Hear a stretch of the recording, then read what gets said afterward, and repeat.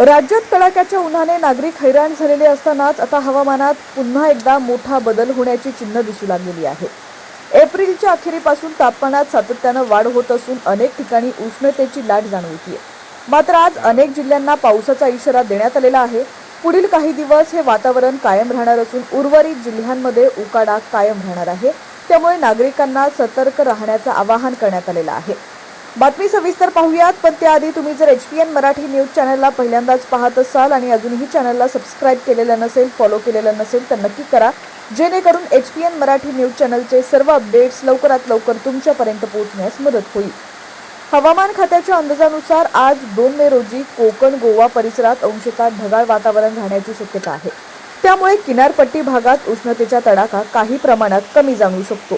मात्र मध्य महाराष्ट्र आणि मराठवाड्यात बहुतांश ठिकाणी आकाश निरभ्र राहण्याचा अंदाज असून तापमानात विशेष घट होण्याची शक्यता नाही। मुंबई शहर आणि उपनगरांमध्ये सकाळच्या वेळी आकाश अंशतः ढगाळ राहण्याची शक्यता आहे। दुपार आणि संध्याकाळच्या सुमारास आकाश मुख्यतः निरभ्र राहील। कमाल तापमान सुमारे 33 अंश सेल्सिअस तर किमान तापमान 27 अंश सेल्सिअसच्या आसपास राहण्याचा अंदाज आहे। दरम्यान 3 मे पासून राज्यातील काही भागात मेघगर्जनेसह विजांचा कडकडाट तसंच सोसाट्याचा वारा वाहण्याची शक्यता आहे।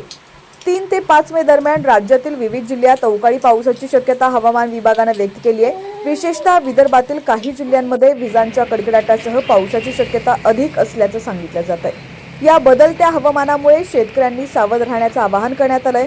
अवकाळी पावसामुळे पिकांचं नुकसान होण्याची भीती व्यक्त केली जाते, त्यामुळे काढणीस आलेली पिकं सुरक्षित ठेवण्याचा सल्ला दिला जातोय। भंडारा जिल्ह्यात काल संध्याकाळी वादळी वाऱ्यासह अवकाळी पावसानं जोरदार हजेरी लावली आहे। या नैसर्गिक आपत्तीचा सर्वाधिक फटका तुमसर तालुक्यातील भात उत्पादक शेतकऱ्यांना बसलेला असून हातात तोंडाशी आलेला घास हिरावला जाण्याची भीती निर्माण झाली आहे। विशेषतः तुमसर तालुक्यात या पावसाची चांगलीच हजेरी पाहायला मिळाली आहे। जोरदार वादळी वाऱ्यामुळे शेतातील उभं भात पीक जमीनदोस्त झालंय। अनेक ठिकाणी भाताची कापणी सुरू होणार होती, तर काही ठिकाणी पीक लोंब्या भरण्याच्या अवस्थेत होतं। वादळी वाऱ्याचा वेग इतका प्रचंड होता की अनेक शेतातील डोलणारं उन्हाळी भात पीक पूर्णपणे जमिनीला टेकलंय। शेतात पाणी साचल्यानं आता पिकाला मोड फुटण्याची किंवा दाणे काळे पडण्याची शक्यता वर्तवण्यात येते।